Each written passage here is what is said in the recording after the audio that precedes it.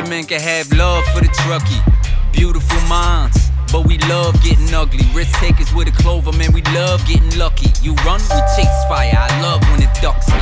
Tones go off, house watch, read the address out. 1075, get up off the magic couch. 500 gallons prepared for the baddest drought. Who else you want on the way when disaster's out? Can't even get a little bit rattled when you enter with exit apparel. Mayday, member down, they'll drag you. You won't get this from every Tom, Dick, and Harold, but here's a view from the top floor with Mickey Farrell. Welcome back to another episode of A View from the Top Floor. Today I sit down with my friend Etan Blatt, and we talk about the 34.3 Foundation, where he is the founder and creator of the foundation. However, this isn't about a foundation. This was about a man leading up to the 20th anniversary wanted to do something greater than him. So he chose to run from Long Beach, New York, 34.3 miles to the Freedom Tower, where once stood the World Trade Center. Our conversation dives into sacrifice, restoring pride, and giving a new life to firefighters that may feel lost, while also showing the newer members of the FDNY truly what it means to be a New York City fireman. We talk about patriotism through the lens of September 12th and the days after of resilience, which defined this job. So be sure to check out the Foundation's website at 343foundation.com. Pick up some swag, support, donate, and do the right thing. Listen, during this time of year, there's a lot of people putting things together. Everyone's always, quote-unquote, raising money for the families.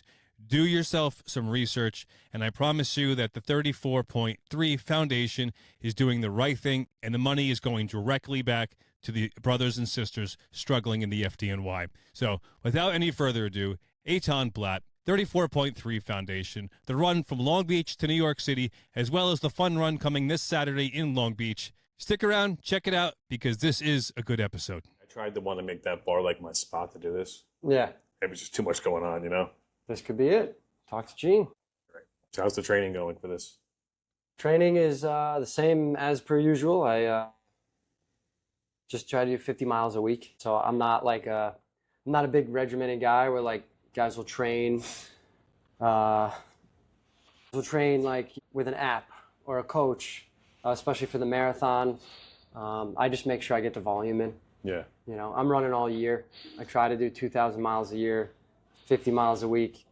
If I feel like crap, I feel like crap. I don't get the miles in. If I'm hurt, I'm hurt. So, but this summer, everything hurts right now. So, I think a good point of the way you should live your life is be able to run a half marathon at the drop of a hat. That's how I try to perform, where if someone calls up and says, hey, in 2 weeks I'm doing a half marathon, you want to join me? I can say, yeah, I'm in. Yeah. I think it's a good point of reference for fitness, maybe. Yeah.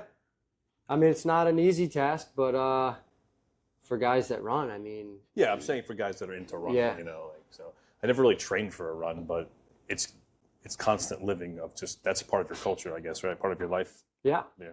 How do you find the time though, between managing this, the foundation, working in the firehouse, and then running? Like, do you find the time in the firehouse? Are you running on the treadmill, or is this all outside? Not really. I despise the treadmill. Okay. But I'll do the gym.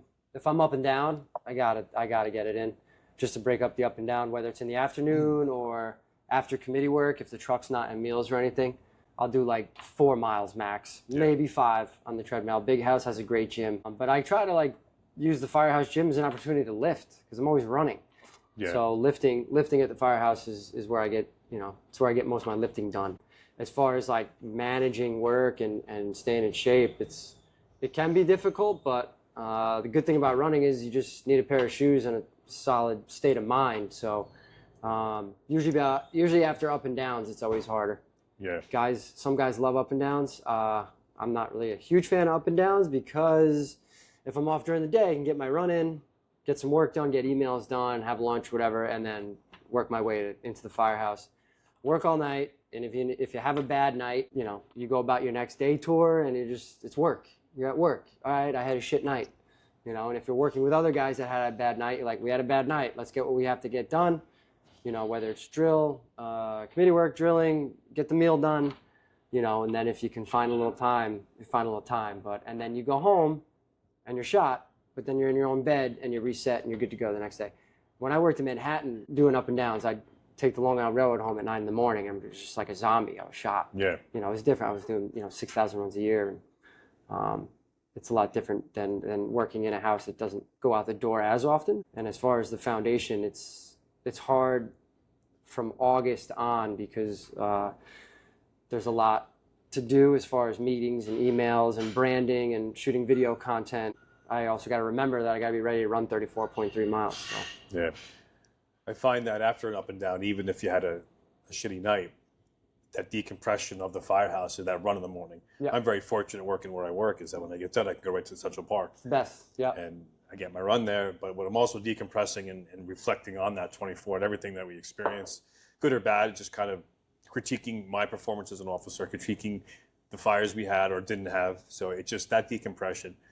The ride home after a 24 working the opposite way, coming night to night, that's a long ride home sometimes if there's traffic and you didn't have the greatest 24. So I do love the post-24 run, if you can pull it off. I like running in the evenings better, but I do want to just get home eventually. But that's the one benefit of, I feel, working the up and down, which is what most fire departments work, is that morning to morning shift. Yeah. I find that the run for me is a sacred time to decompress and disconnect. So I think we have to allow ourselves to find that time. Even if you are busy, I mean, look at your schedule, you're still finding that time to run how many miles a year? Try to do 2,000, but 2,000. Not this year. We'll see. Use that for motivation, guys, if you're listening. And closing in on it. But I don't have time to run. There's always time to run, even if it's 2 miles. Well, like you said, it's as firemen too. It's very important. Like it's also a huge mental health thing for me. I'm a psycho. I'm a freak. People are like, why you run so much? And it's not just because want to be in shape. Like I'm not one of these statue mannequin guys. I don't have a six-pack. I drink. I smoke the occasional butt after a fire at work. Sorry, but everything in moderation. Everything in moderation. My mother used to always say that. Like you said, especially after an up and down, if I do get that run in, decompress. You think about everything. I think about what I have to do for the charity, think about what I got to do at home, and then it just sets you up for a better day in general. You get that out of the way, your endorphins are high. I find myself most creative in the morning. I used to do a lot of writing at night. Yeah. Be up to 2 a.m. writing. I find now that if I just relax in the evening and then wake up early and write, I'm 1,000 times more creative and productive. But usually that starts with the run. Yeah.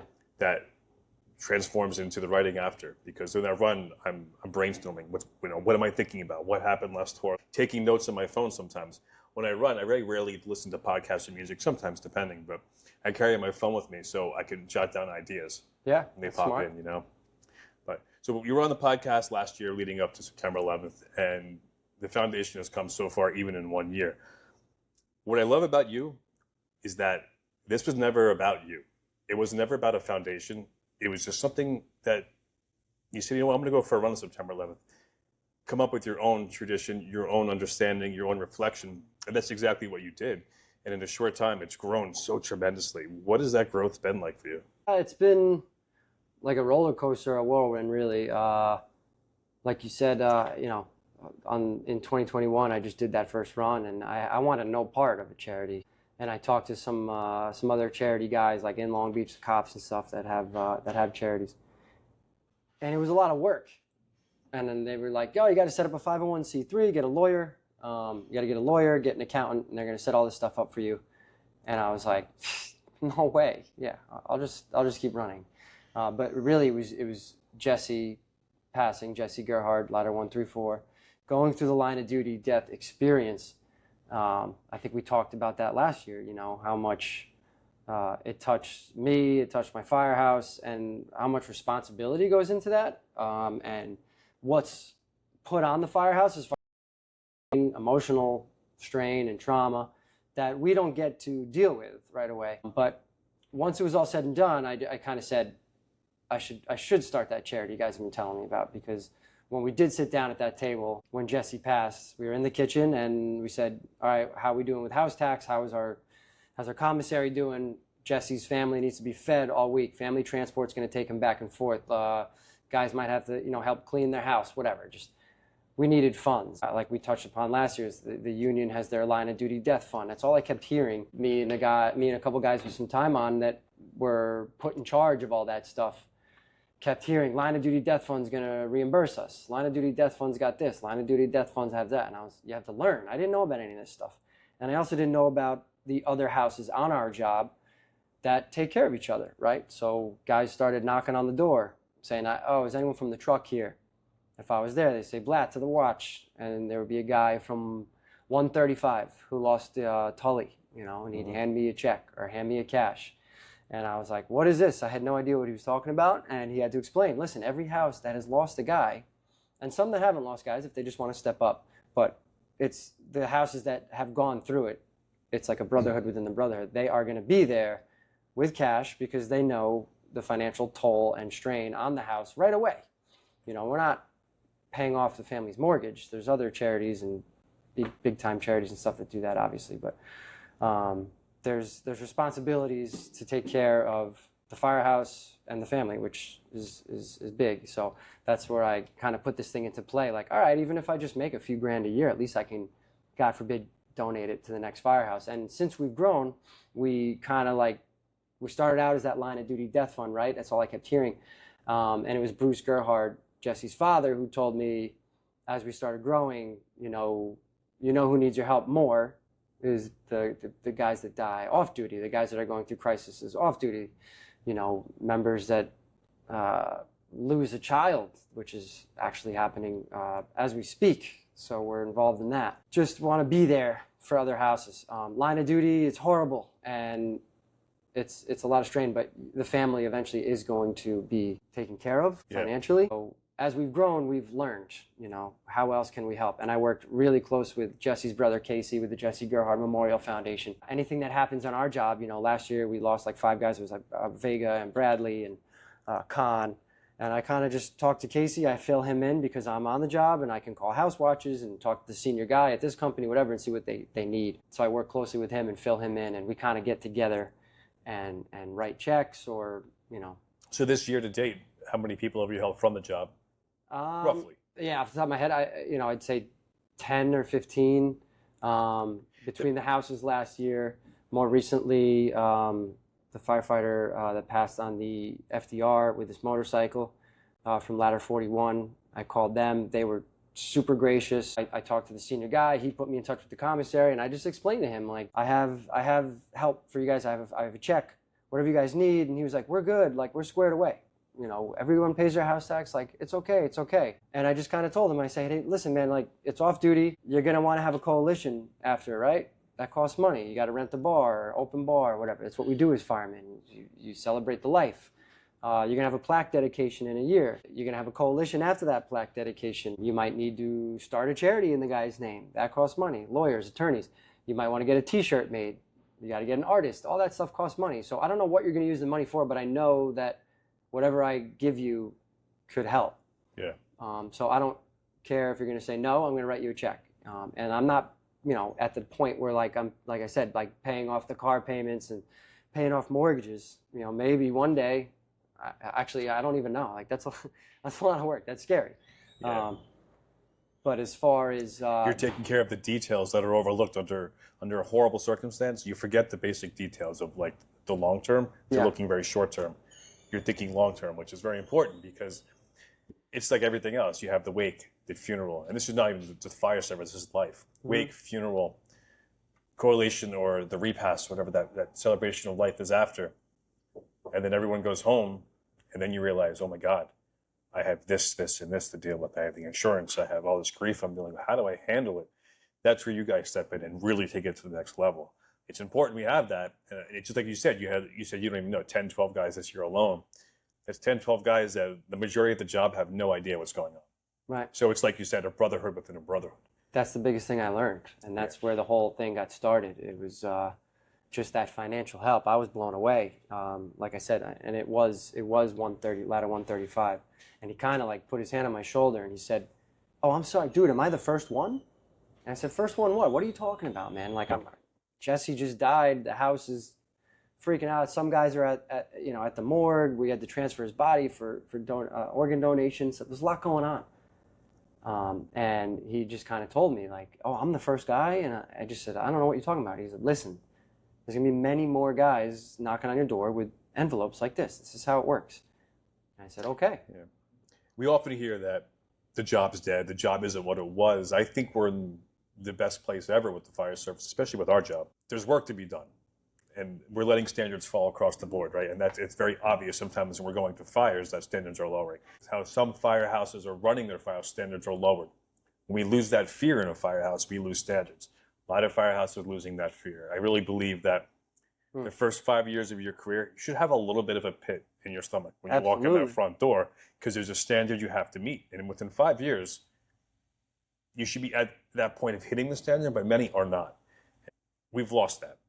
We have to bring that back. But what you're doing is celebrating a standard, or creating maybe a standard that no one really talks about, no one even knows about. It's important you continue to do that.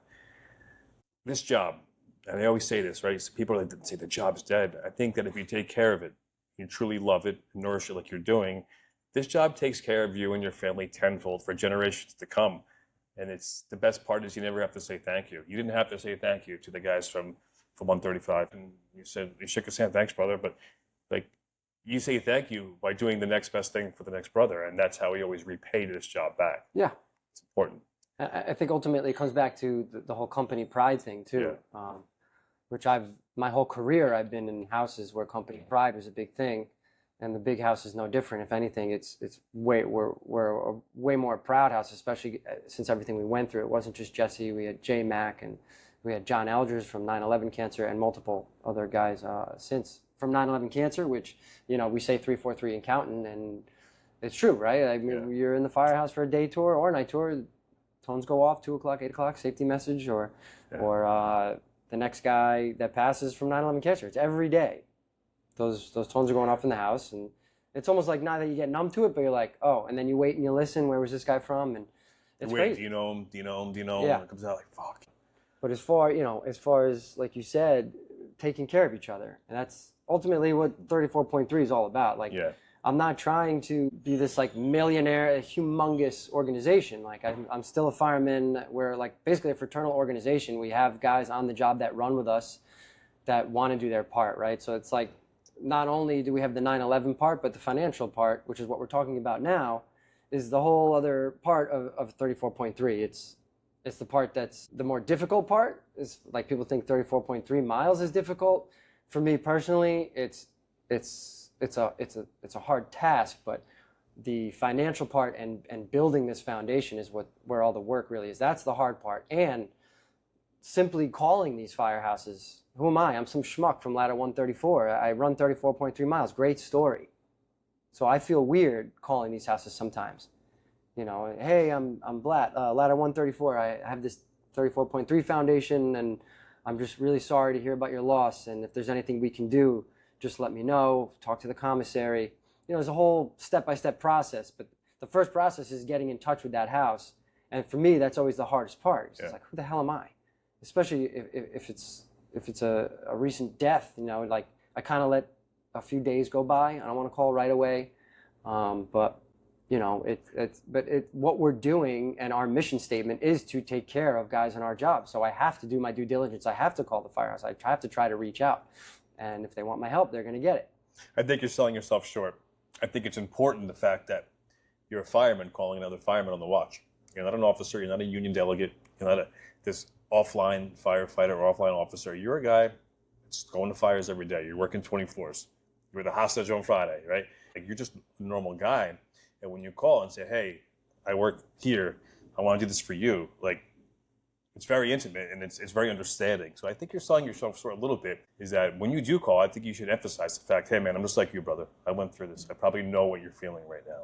Here's what I can help you with, you know? I do explain that once we start talking. Like, this is, like I said, like, you know, you call, you say black dedication. There's just things that I've experienced. I don't know what exactly, if they're going to do that, if they're going to have a coalition, if they're going to do a plaque, a memorial, build a memorial in the house, that all costs money. Or if they simply just want to use the money to make sure the family's taken care of. They might have relatives from out of town, whatever. I mean, the list is endless, but I'm not delegating how they use the money. I'm just showing them, like, hey, yeah, we run this run. We put flags on our shoulders. It's all cool. We memorialize our guys from 9/11, but at the same time, we do raise this money for us. So it's I always say, as long as I have the respect of my peers, the guys in our job, then I'm doing okay. If guys are not a fan of what I'm doing, which I'm sure they're out there, so be it. But as long as guys on the job, have some respect for it, or. So this is 4 years running for you? Yeah, so this is our 5th year running. 5th years. And you've grown so much in that short time. But how does it go about, how do you get your donors and your sponsors? Like how does that get lined up? It's a lot of work. I've learned a lot from Casey Gerhard. Obviously, his golf outing is crazy. I mean, he's a beast. He's crazy with the golf outing, and he drives himself nuts. Both of us do it pretty much the same time each summer, because he's getting ready for the golf outing, which is usually a couple weeks before 9/11. So I always say, when his roller coaster ends, mine just starts, because like what we're in right now, the 2 weeks leading up to 9/11 is usually pretty crazy for me. But he tells me a lot about how to like approach sponsors and type it up and sound proper on emails and business propositions and press releases. So basically, in 2022, we branded it. I got the artwork done. This was all after Jesse. And I said, all right, if I'm going to do it, I'm going to do it right. So we got singlets made. I tell the guys running with me, like, you're wearing the singlet, fresh shave. This is my baby. I want you guys looking sharp. Again, standard set. Standards. Have some pride. It's 9/11. It's a somber day, and we're honoring these guys. Don't look like a schmuck. It's like showing up some of the line of duty funerals with the glasses and the beard. I'm not hating if you do it. If you're off for a while, I'm hating if you do it. Yeah, okay. But, same thing on 9/11. If you're coming to the run and we're doing this ceremony in the morning, we observe all our moments of silence just as we would if you were in the firehouse, right? The tones go off. We have the radio on with us. We stop every moment. 2 of them are at the big house. And it's a pride thing. Like, you're not running with us if you're not respecting the day. Respecting the day, right? And then as it grew from 2022, Ryan Mack is amazing. He's a good friend of mine. He's a photographer, videographer. He shoots every year. And last year we brought on James Periscandola, another surf photographer that I know through all the surf cinematography stuff. He came on board to do strictly photos. And that's a big part of it, is capturing these moments, creating these videos. You got to create content. You got to make a brand. You got to be one of these guys on Instagram, like you're doing. But you have to do it in order for it to grow, right? Because then you send that stuff to certain businesses and sponsors. So, in Long Beach is such a tight-knit community. It's not hard, getting the local bars and stuff, right? $500, $1,000. Everyone supports what we're doing. As it grows, Long Beach wants to get more involved, which is an awesome thing. But yeah, it's a lot of work hitting up these companies. And then, a lot of them don't get back to you. And it is what it is. And it hurts at the beginning. I send these emails, I shoot off. I'm like, we're this organization made up of firemen on 9/11, running 34.3 miles with flags on our shoulders, with this whole long route through the city, stopping at firehouses. To us, it's an awesome thing.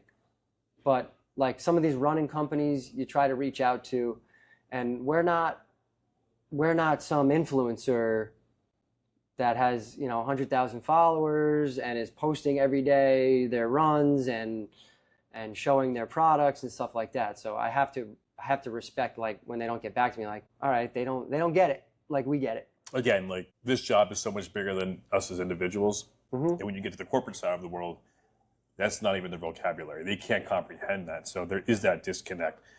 You said something earlier about the 2 weeks leading up to September 11th and how it's so crazy for you. It's probably good for you. For me, this is an emotional time. Once that weather just shifts a bit. Like it has been the last couple of days, yep. And every year feels different. It hits differently every year. My anger is when people don't feel that shift. They don't understand that shift. And I don't expect people to. But for me, it's real.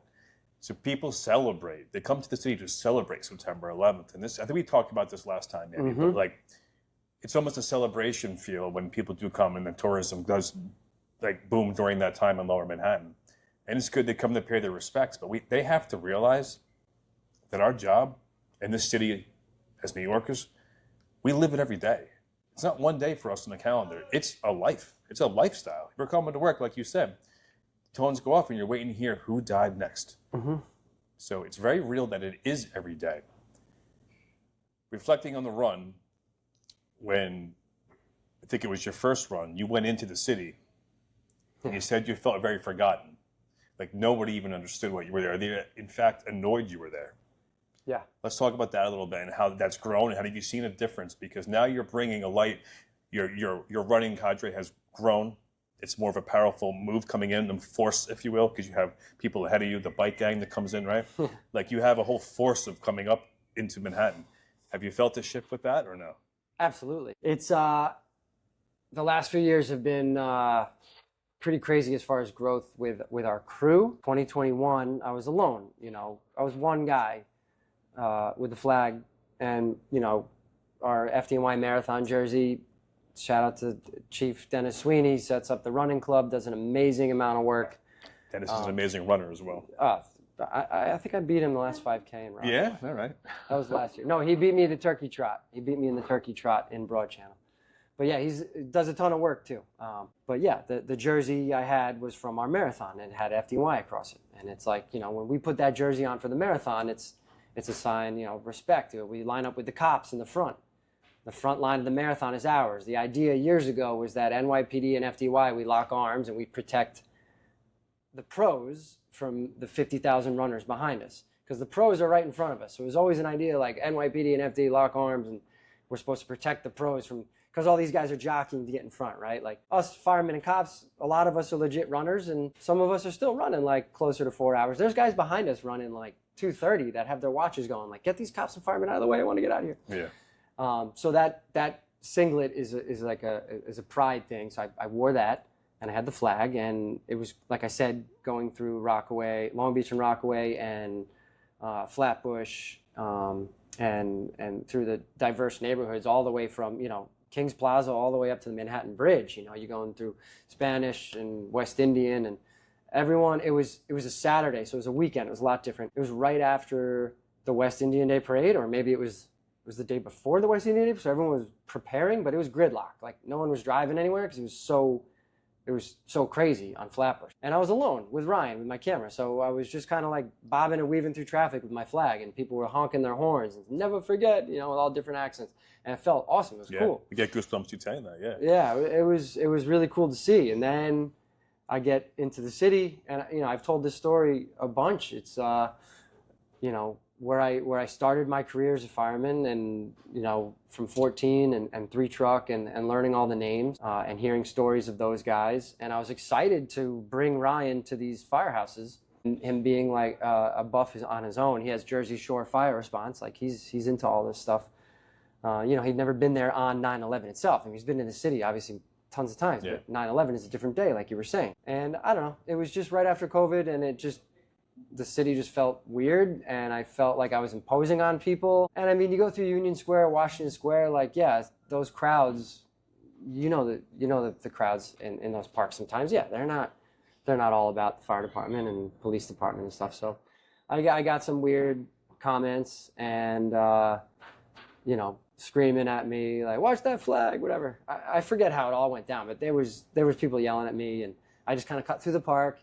And then we went to 24 and 5, stopped there for a minute, and then we went to the west side on the running path, and it was a gorgeous day. Now the Freedom Tower's there, and this was like one part, like on the west side below Canal Street, you got all those little playgrounds, and then there's tennis courts and stuff, and there's just people everywhere.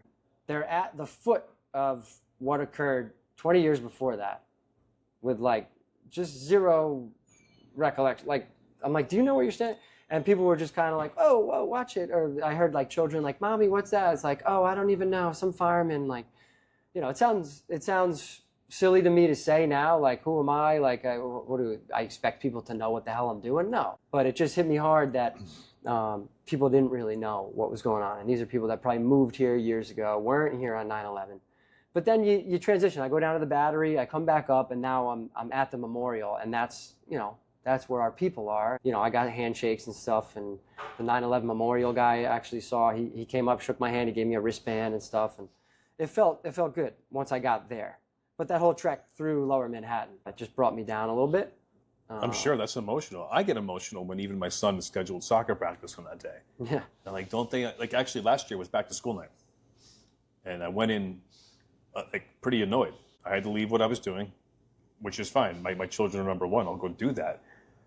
But I said something to the teacher afterwards, or the principal, and I said, do you know what today is, how significant it is? We're too close to the trade center for you to schedule a back to school night. Everyone's impacted by this on a personal level. Absolutely. I don't understand how we got here tonight for back to school night, not the night for back to school night. Yeah. What's wrong with tomorrow night? Do we move on from life? Yes, we have to move on, but this whole never forget thing, we've forgotten. It is, but here's the deal though. The ones that are saying never forget are usually the ones that never really knew. We have to remain strong with passing on to the next generation of our job who never knew. Right. They don't know. They read it in history books. They hear it in the firehouse. That's why it's so important, I feel, for our young firefighters, or any firefighter for that matter, but the ones that were not on the job, or the ones that were not even alive at this point, to maintain our memorials within the firehouse. We have to clean our memorials. We have to polish the brass of the memorials. We have to make sure there's not an ounce of dust on those memorials, because for a lot of us and a lot of firefighters that day, that's all the family has. Yeah. And a lot of them don't come around anymore. But that random day in February when they stop in because they're going to see a Broadway show, that memorial better be tip-top shape, sparkling, not an ounce of dust. That's how we remember. That's how we never forget, for those that never knew. We have to instill that from the senior man down. That's important that we maintain that.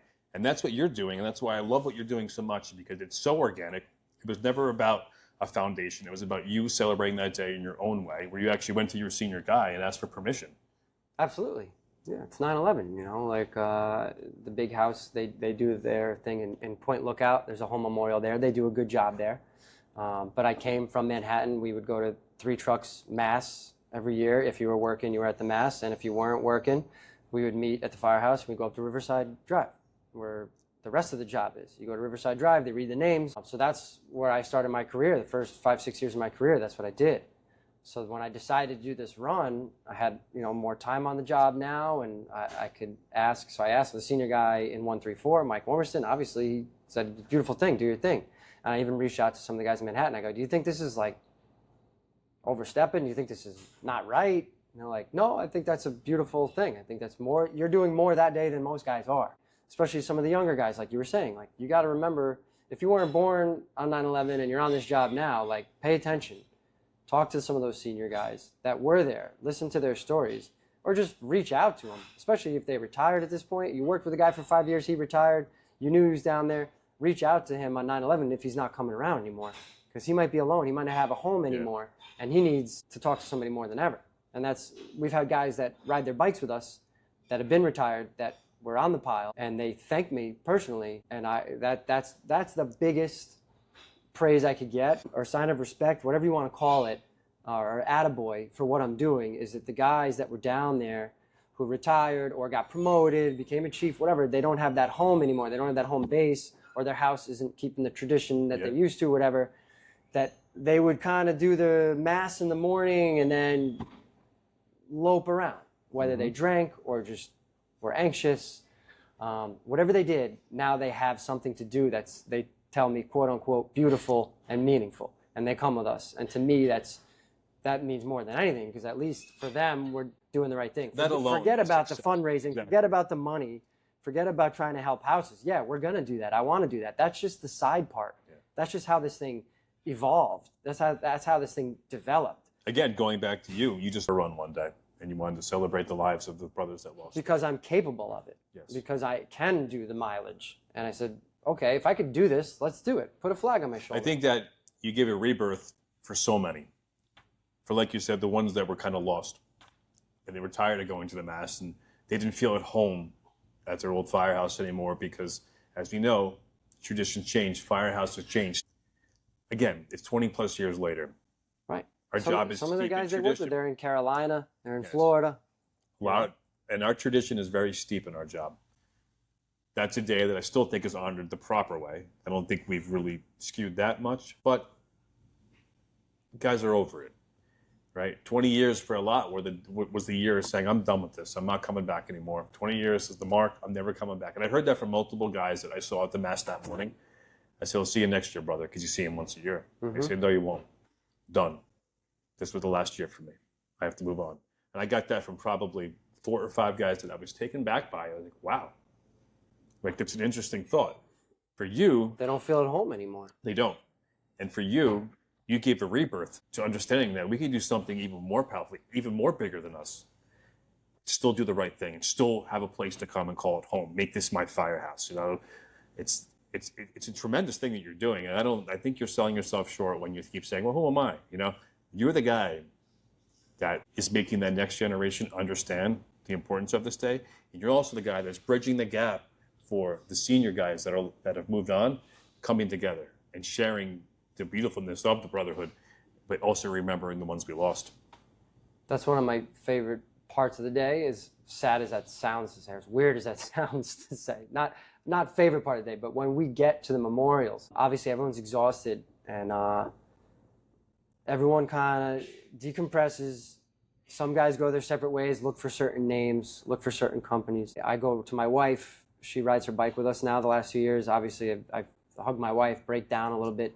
It gets emotional. Yeah. It's an arduous task, and you just finished it, and you're healthy, and everyone's safe. But I always remember the 4 or 5 senior guys from my house that transferred to 134, that somewhere in Manhattan, somewhere in Queens, but that were there. And even if they weren't first due or second due, whatever, you know what I mean, later on 9/11, we're there. And then they were there for months and months following. Seeing those guys together and like kind of just hugging it out and bowing their heads is like super meaningful to me. Like you said, like kind of bridging that gap. So, you know, it's beautiful how it grows, and I have to thank the Big House for getting involved so big, because that's what the bike crew is. The bikes are almost getting too big, where I'm starting to turn people away, because it does come down to safety and logistics. And that's part of the reason why I'm so busy this time of year, is getting coach buses. And our sponsor, DTR, Duty Man to the Rescue Plumbing, great name. They're huge for us. They supply us a dump truck. It's a roll-off. It's got a dumpster on the back of it. He came up with the idea last year to just bring it, put some logos on it. And we put the entire Big House's bikes and family members. I think we had 50 bikes in this thing last year, which takes a huge headache, weight off my shoulders when I get to the trade center. I'm like, what am I doing with all these people? Because 2 years ago, we got a mini coach. James Torborg from Hooks for Heroes helped us out, sponsored us. He got us like a mini coach bus. And I didn't realize how many people were coming on bikes. We get to, the trade center, 10 and 10. They park this mini coach in front of 10 and 10. We're trying to get out of there before their whole ceremony gets out. We don't want to impose. Let's get out of here. It starts pouring rain. Guys from the Big House are like, me and a couple of the runners are just cleaning off real quick. They're taking everyone's wheels off and handlebars off. They're trying to shove these bikes under this mini coach. We had bikes in the seats and everything, so it was a disaster. So now, we have these guys that take at least 40 to 50 bikes home, and then we charter 2 coach buses to take us all back to Long Beach. So we should have the amount of space, but it also comes down to safety, right? When we're on Flatbush, we almost kind of like take it over because it's getting so big now. It's like Pro B school, right? The runners are usually squared away because we're a tight group. Mm-hmm. I think this year we're going to have almost 30 runners, whether maybe 25 of them are going to do the whole thing. Some people kind of mix and match. We had a few people sign up that were like, I'm going to do half, my friend's doing half, we're going to bring a bike, which is okay. I allow that. Like, that's fine. You want to be a part of it, just make sure you keep up with the group. But the bikes, they kind of have to try to get, in that right lane, right? We're not going to take over the entire thing. Traffic has to go. So we take over the right lane of Flatbush. So the runners, like Pro School, all right, as it gets wider and smaller, we're calling out 2x2, 3x3.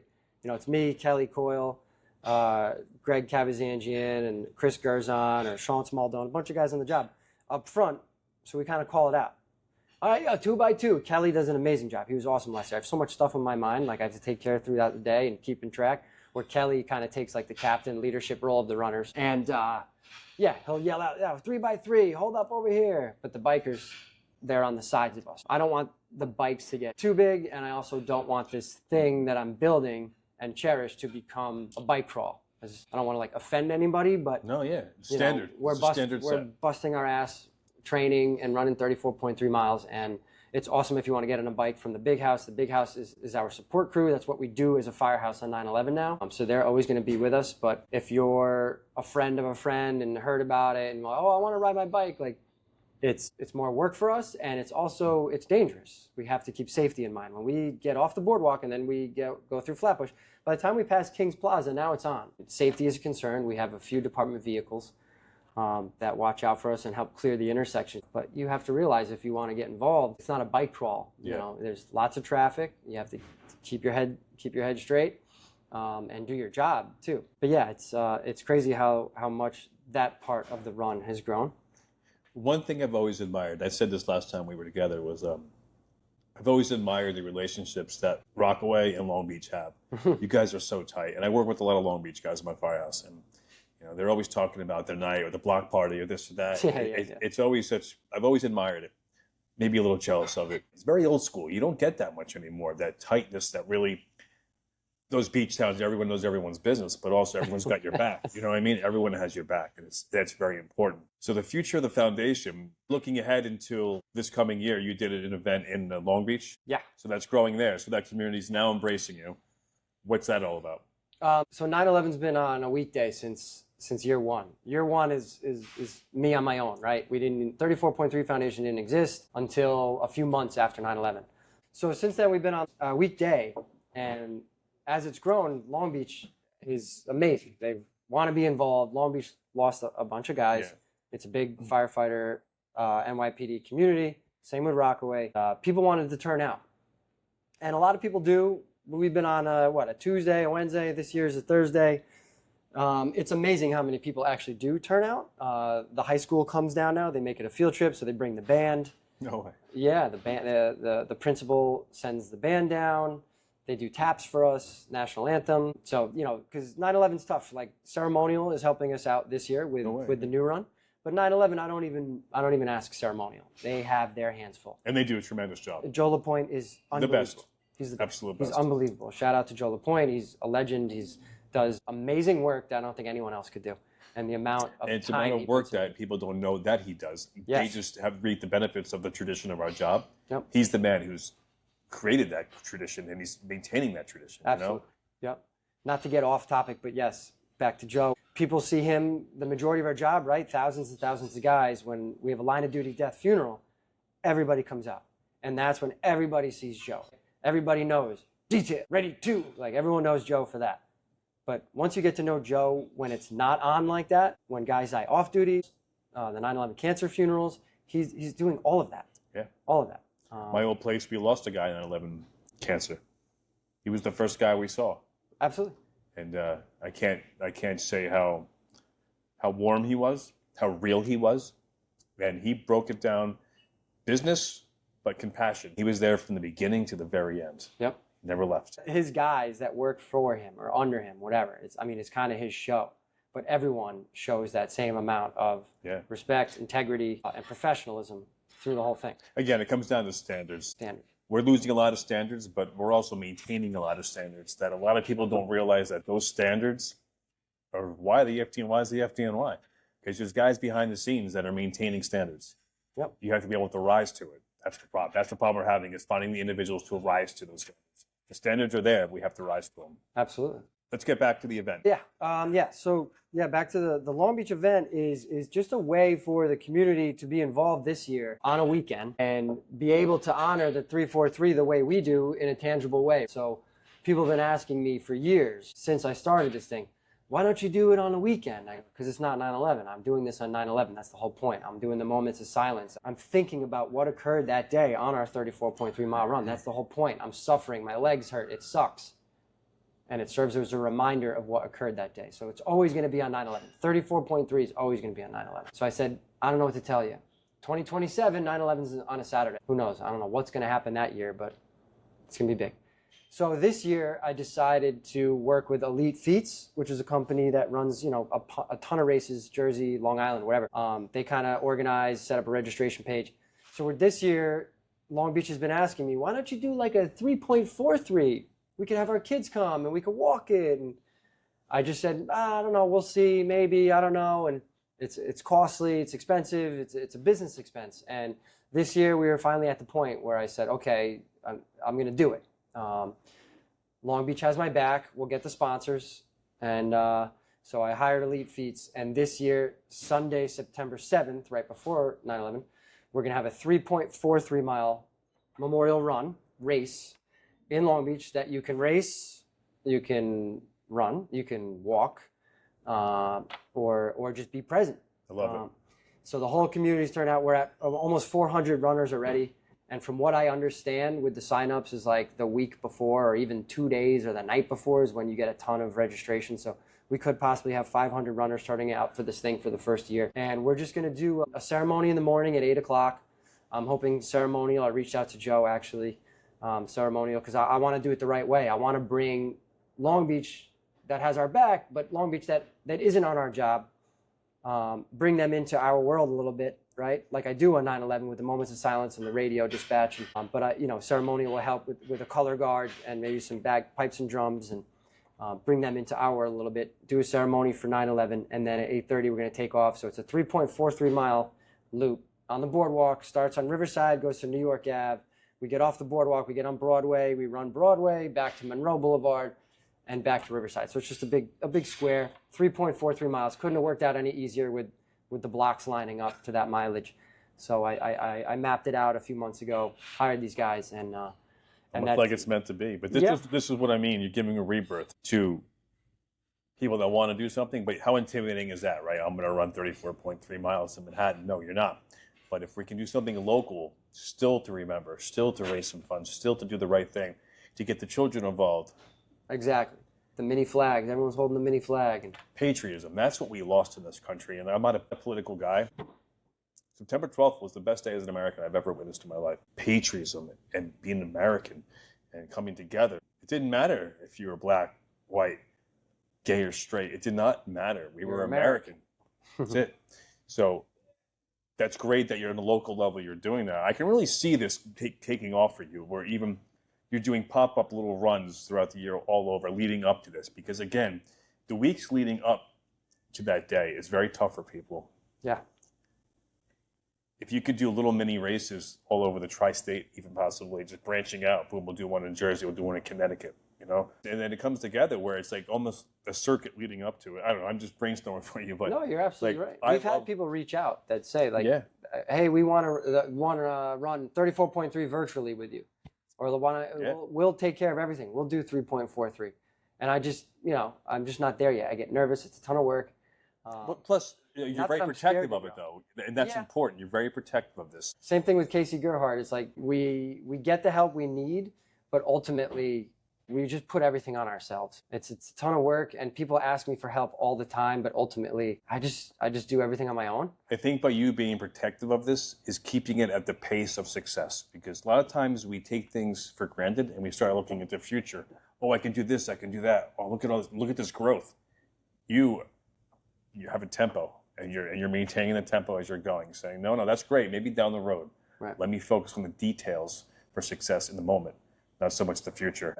I think that's why you're having such success, because there's natural growth. From day one, it was just you. Here you are a few years later, natural growth, and just if you maintain that tempo, you're gonna change the world with this eventually. At least our world. Our world, yeah. Our world, right? When you say the growth, we actually had a New York comedian, Chris DiStefano, reach out. He came to Jesse's golf outing last year. Awesome dude. I've been a huge fan of him for a long time. And I knew he grew up in Brooklyn or Queens Middle Village, I think. Or Ridgewood, forgive me.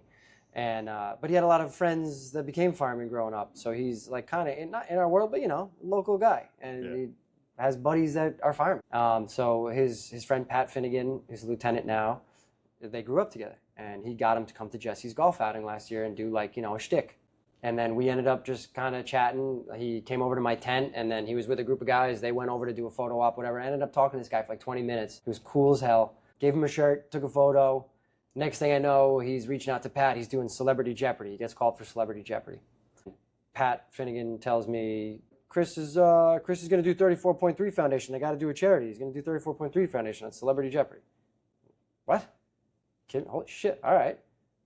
How does that work? Whatever. Like, I didn't have to do anything. So he goes on. Now I'm working at 24, and we're in the kitchen watching this guy.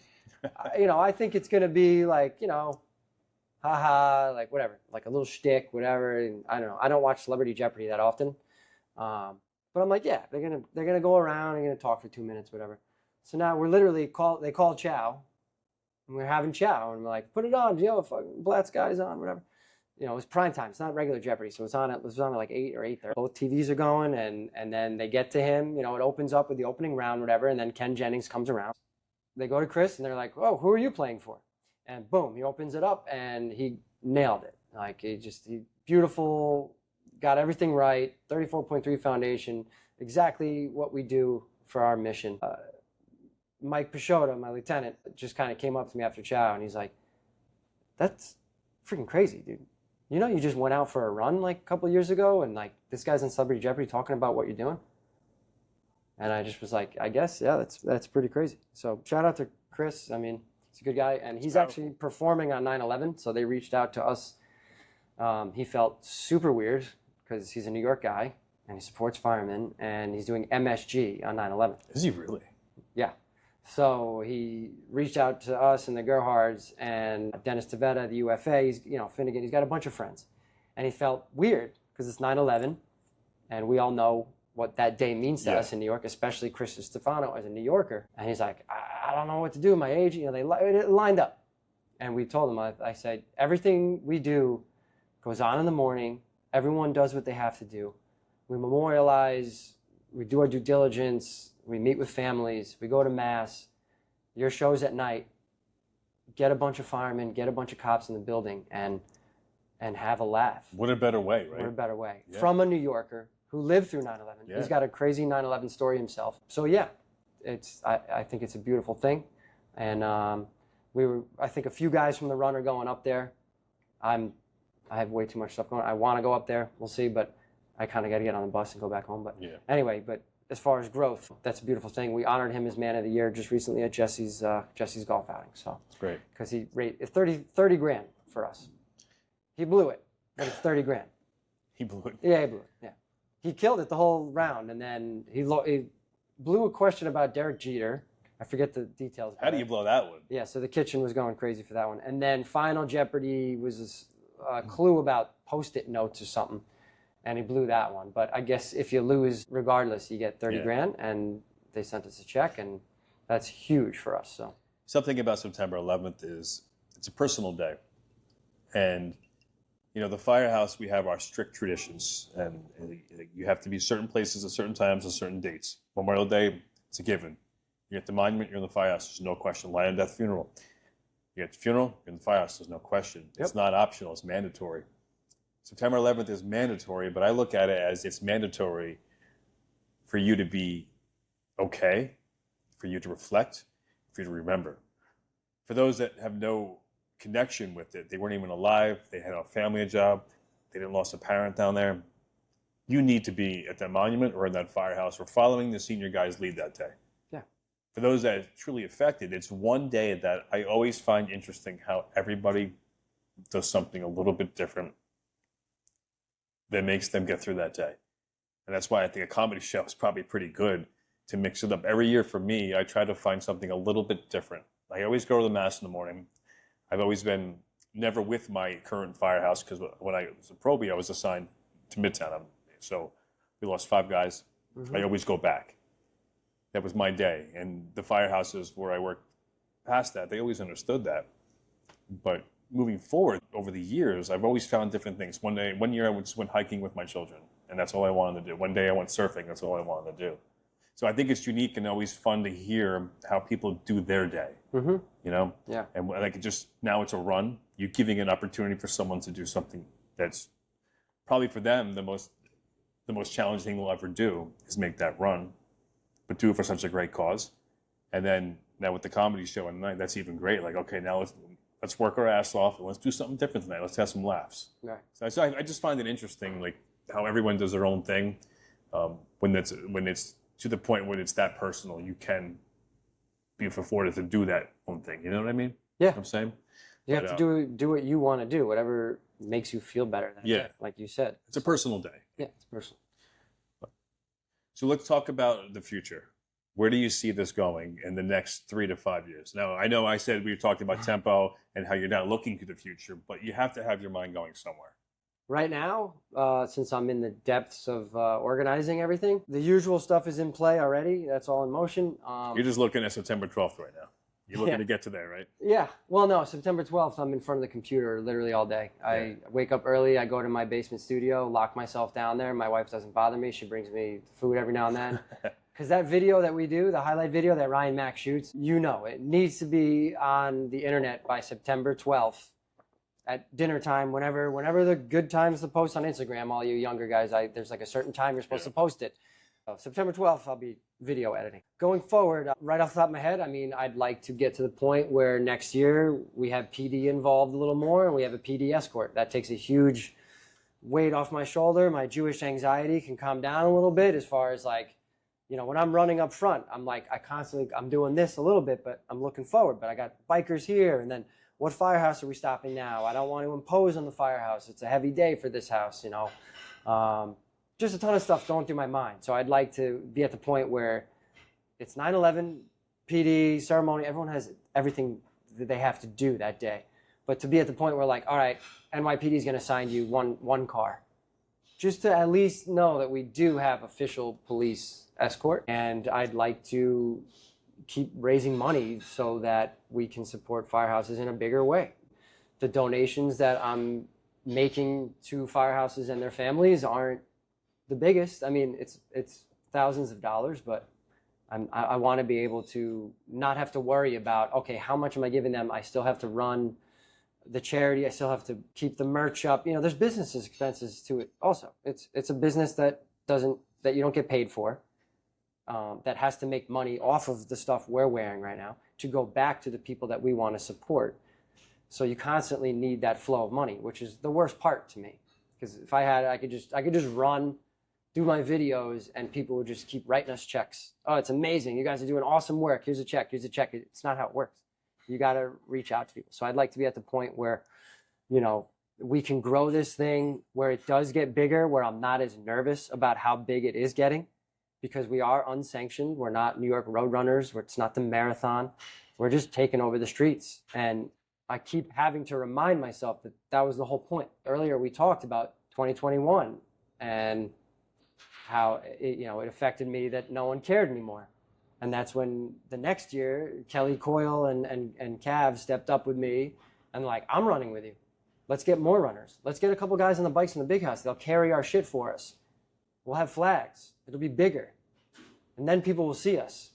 And I was like, okay. And that year it grew. And then it grew more. And it grew more. And then last year we had this huge convoy going up Flatbush and going up the Bowery and cutting over through Union Square. And it was awesome, but nerve-wracking, because I want us to be safe. But at the same time, that's the whole point, right? What a great way. Listen to this already. So as you're talking, I'm thinking about this. As we know, this city is crazy, right? You walk out the door here, we're in Manhattan right now, go out this door, it's craziness. There's no rules anymore. There's no rules, but people are in their own world. Here, the world's about you. It's not about New York City. It's about you. Everyone's on their phone. Everyone's on a mission. No one's communicating. I kind of like that in a sense, but right, everyone's doing their own thing. When you're on the train and yes. No one's looking at you. But what a great way to bring chaos and stop the city in its tracks in that moment and say, yo, assholes, what is today? That's why we're here. And that's why you're sitting in a little bit of traffic. Yes. That's what I'm going to create confusion and chaos in Midtown today just to wake you up and say, yo, get out of your phone and remember, it's not about you. Today, it's about everyone that was in South Manhattan, lost their lives, for the families today that don't have fathers, don't have mothers. What a way just to freeze the city in time and say, yo, motherfuckers, we're here. We're here. Love it. You're here. And that would be the goal. And like I said, I just got to keep reminding myself when I do get nervous and anxious about how big it's getting and people want to ride the bikes and all that. It's go back to that feeling you had in 2021 and said, I'm coming back here. I said it in the video. I'm coming back here with more flags and more runners. Yeah. And we're going to do it even bigger. That's what I said, quote, unquote. So yeah, if you're on Flatbush on 9/11 and you have to stop at a stoplight or there's a big caveman, Carl Krakowski, firefighter, telling you to stop for a second, what the hell is going on? And then, the division van gets in front, and then you see FDNY, and then you see 30 runners with these gorgeous flags blowing in the wind with sun, God willing. You're going to go, oh yeah, shit, yeah, no, right on. And we're going to keep moving. We're not shutting down the city. We're not protesting from Midtown to Washington Square and not letting anyone if anyone has a real problem with it, This is my protest. Remember 9/11. Yeah. We're running from Long Beach to the Trade Center. Remember 9/11. We're running That's through your the protest. city. I love it. That's our protest. Remember 9/11. Everybody's starting to forget. So you know what? We decided to get on our bikes and our feet and destroy our legs and run 34.3 miles from Long Beach to the city. If it inconveniences you for a little bit, so be it. Remember, look up, especially when we get to Manhattan, especially when we're running around Washington Square Park, the West Village. It gets tight. It's 2 minutes of your time. We're gonna be out of your life in 2 minutes. Let us keep moving, and also look backwards. Look where we're going. I think that's your new logo, the protest. I love it. So how can we find you? How can we donate? How can we find out about the Long Beach run? How can we find out about the big run? So everything is on 343foundation.com. You can't do 34.3 foundation because of the dot. So it's 343foundation.com. The link to the 3.43 mile run, if you want to register, is right on the homepage. Just click the logo. There's a brand new logo for the short run. And that'll take you to the Elite Feats registration. You get a t-shirt and a medal. We got little tchotchkes made up. Perfect. A little memorabilia. Turnout, we're going to go to Jetty Bar after the run. I have our 34.3 documentary little movie I put together. It's like a compilation of the Instagram stuff and all that, but we're going to play that. We'll put it's not going to be like a legit fundraiser. It's just going to be a bucket at the door. Throw 20 in it. You know, even when you come to the run, just throw money in the bucket. And then it's opening day for football. So you can parlay the short run into a little bit of a 34.3 fundraiser and then watch the Jets lose or whatever. But anyway, and then 34.3, same thing, same website. There's a big donate button right on the homepage. You could write a check. The address is all in there. Just 343foundation.com. And you got the great swag, obviously. Yeah. I love the hats too. You got that new running hat you Yeah. guys have. Yeah. Sick. So, all right, brother. Thank you so much. It's always a pleasure. Always a pleasure, man. Be Thank you. safe out there.